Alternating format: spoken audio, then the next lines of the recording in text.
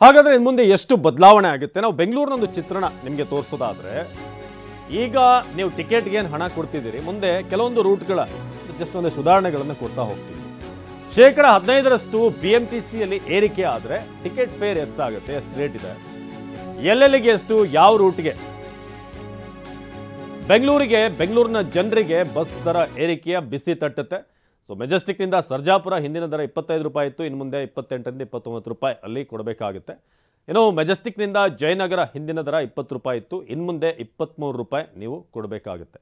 So ಇದು bus ದರ ಶೇಕಡ 15ರಷ್ಟು ಹೆಚ್ಚಳ ಆದರೆ ಮೆಜೆಸ್ಟಿಕ್ನ ಸರ್ಜಾಪುರ ಒಂದೆರಡು ಎಕ್ಸಾಂಪಲ್ಗಳನ್ನು ಕೊಡೋದಾದರೆ ಇಷ್ಟು ಹೆಚ್ಚಾಗಿ ಕೊಡಬೇಕಾಗುತ್ತೆ. ಸೊ ಪ್ರಸನ್ನ ನಮ್ಮ ಪ್ರತಿನಿಧಿ ಹೆಚ್ಚಿನ ಮಾಹಿತಿಯನ್ನು ನೀಡ್ತಾರೆ ನೇರ ಸಂಪರ್ಕದಲ್ಲಿ. ಪ್ರಸನ್ನ, ರಾಜ್ಯ ಸರ್ಕಾರ ಈ ಒಂದು 2025ನೇ ಇಸ್ವಿಯಲ್ಲಿ ಕೊಡ್ತಿರುವಂಥ ಮೊದಲ ಶಾಕ್ ಅಂತ ಹೇಳಬೇಕು, ಅದಲ್ಲ ಮೊದಲ ಗಿಫ್ಟ್ ಅಂತ ಹೇಳಬೇಕು ಗೊತ್ತಾಗ್ತಿಲ್ಲ. ಯಾಕಂದರೆ 15% ಅಷ್ಟು ಈಗ ಭಾಳಷ್ಟು ಮಂದಿ TV9 ಜೊತೆ ಕೂಡ ಮಾತನಾಡಿದರು, ಎಲ್ಲರೂ ಕೂಡ ಹೇಳ್ತಿರುವಂಥದ್ದು ಹೊರೆ ಆಗುತ್ತಿದ್ದು ಅಂತ. ಸೊ ಏನು ಅನುಮೋದನೆ ಸಿಕ್ಕಿದೆ, ಜೊತೆಗೆ BMTC KSRTC ಎಲ್ಲ ನಿಗಮಗಳಿಗೆ ಸೇರಿದ ಹಾಗೆ ಅನ್ವಯ ಆಗುತ್ತಾ ಈ ಒಂದು ಬದಲಾವಣೆ? ಅವಿನಾಶ್, ಈಗಾಗಲೇ ರಾಜ್ಯದ ಜನತೆ ಬೇರೆ ಬೇರೆ ಬೆಲೆ ಏರಿಕೆಯ ಬಿಸಿಯಿಂದ ತತ್ತರಿಸಿ ಹೋಗಿದ್ದಾರೆ. ಅದರಲ್ಲೂ ಇದೀಗ ಮತ್ತೆ ಬಸ್ ದರವನ್ನು ಏರಿಕೆ ಮಾಡುವುದಕ್ಕೆ ಸರ್ಕಾರ ತೀರ್ಮಾನವನ್ನು ಮಾಡಿದೆ. ಕಳೆದ 6-7 ತಿಂಗಳ ಹಿಂದೆಯೇ 4 ಸಾರಿಗೆ ನಿಗಮಗಳಿಂದ ಸರ್ಕಾರಕ್ಕೆ ಪ್ರಸ್ತಾವನೆ ಇತ್ತು. ಶೇಕಡ 30ರಿಂದ 35% ಟಿಕೆಟ್ ದರವನ್ನು ಹೆಚ್ಚಳ ಮಾಡಬೇಕು ಅನ್ನುವಂಥ ಪ್ರಸ್ತಾವನೆಗೆ ಆಗ ಸರ್ಕಾರ ಅನುಮೋದನೆಯನ್ನು ಕೊಟ್ಟಿರಲಿಲ್ಲ. ಆದರೆ ಇವತ್ತಿನ ಕ್ಯಾಬಿನೆಟ್ ಮೀಟಿಂಗಲ್ಲಿ ಚರ್ಚೆ ಬಂದಂಥ ಸಂದರ್ಭದಲ್ಲಿ ಸಾರಿಗೆ ನಿಗಮಗಳ ನಷ್ಟವನ್ನು ಲೆಕ್ಕಾಚಾರವನ್ನು ಹಾಕಿಕೊಂಡು ಬೇರೆ ಬೇರೆ ರೀತಿಯ ಬೆಳವಣಿಗೆಗಳ ಪರಿಸ್ಥಿತಿಯನ್ನು ಗಮನದಲ್ಲಿ ಇಟ್ಕೊಂಡು ಇದೀಗ 4 ಸಾರಿಗೆ ನಿಗಮಗಳ ಟಿಕೆಟ್ ದರವನ್ನು ಹೆಚ್ಚಳ ಮಾಡೋದಕ್ಕೆ ಸರ್ಕಾರ ಗ್ರೀನ್ ಸಿಗ್ನಲ್ ನ ಕೊಟ್ಟಿದೆ.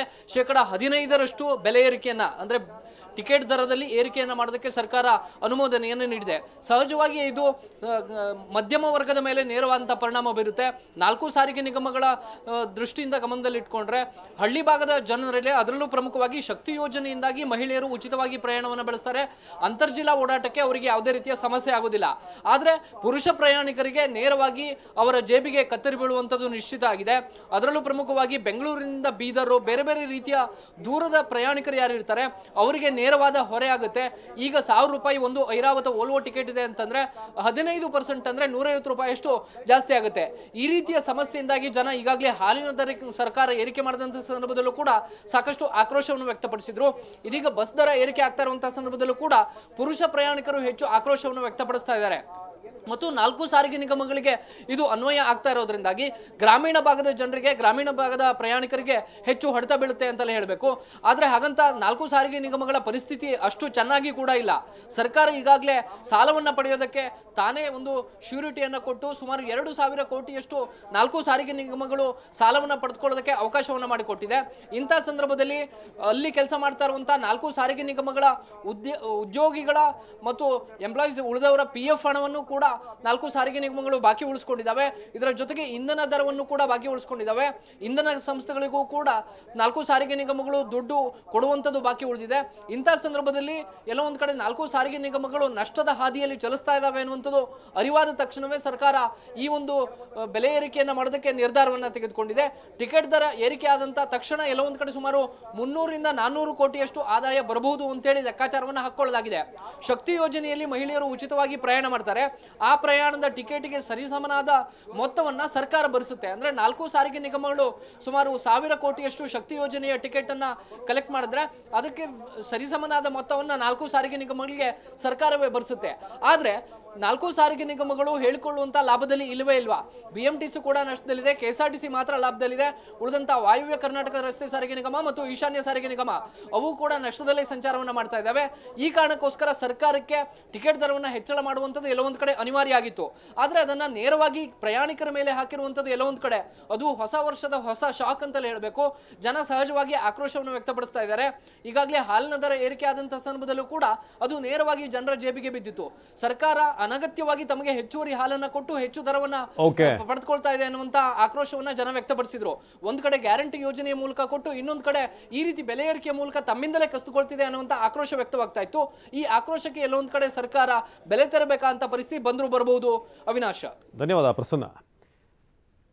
ಇನ್ನು ಸಾರಿಗೆ ಇಲಾಖೆಗೆ 3,650 ಕೋಟಿ ಹೆಚ್ಚುವರಿ ಹೊರೆ ಆಗುತ್ತೆ ಅಂತ ನವೆಂಬರ್ನಲ್ಲಿ ನಡೆದಂಥ ಮೀಟಿಂಗ್ನಲ್ಲಿ ಅಧಿಕಾರಿಗಳು ತಮ್ಮ ಅಳಲನ್ನು ತೋಡ್ಕೊಂಡಿದ್ರು. ನಷ್ಟ ಪರಿಹಾರಕ್ಕೆ ಶೇಕಡ 15ರಷ್ಟು ದರ ಹೆಚ್ಚಳದ ಬಗ್ಗೆ ಚರ್ಚೆ ಆಗಿತ್ತು. ಸೊ CS ಶಾಲಿನಿ ರಜನೀಶ್ ಅವರು ಅವ್ರ ನೇತೃತ್ವದಲ್ಲಿ ನಡೆದಂಥ ಸಭೆಯಲ್ಲೇ ಸರ್ಕಾರಕ್ಕೆ ಪ್ರಸ್ತಾವನೆ ಮಾಡೋದಕ್ಕೆ ತೀರ್ಮಾನ ಮಾಡಿದ್ರು. ಸೊ ಟಿಕೆಟ್ ದರ ಹೆಚ್ಚಳಕ್ಕೆ ಆಗಸ್ಟ್ನಲ್ಲೇ ಪ್ರಸ್ತಾವನೆ ಬಂದಿತ್ತು. 4 ನಿಗಮಗಳಿಂದ ಸರ್ಕಾರಕ್ಕೆ ಪ್ರಸ್ತಾವನೆ ಸಲ್ಲಿಕೆಯಾಗಿತ್ತು. BMTC 42%, ಹಾಗೆ KSRTC 30% ದರ ಹೆಚ್ಚಳಕ್ಕೆ ಪ್ರಸ್ತಾವನೆಯನ್ನು ಸಲ್ಲಿಸೋದಕ್ಕೆ ಮುಂದಾಗಿದ್ದರು.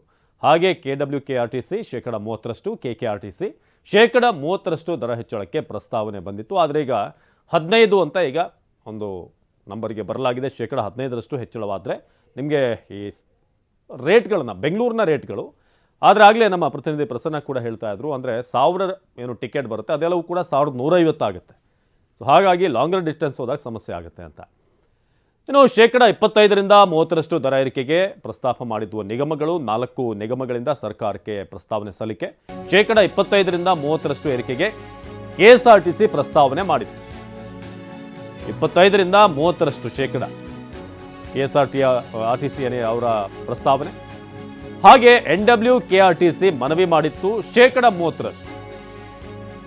ರಾಜ್ಯ ಬಸ್ ಪ್ರಯಾಣಿಕರಿಗೆ ಬಸ್ ದರ ಏರಿಕೆಯ ಶಾಕ್ ಎದುರಾಗಿದೆ 2025ರಲ್ಲಿ. KSRTCಯಲ್ಲೂ ಕೂಡ 15% ಏರಿಕೆ.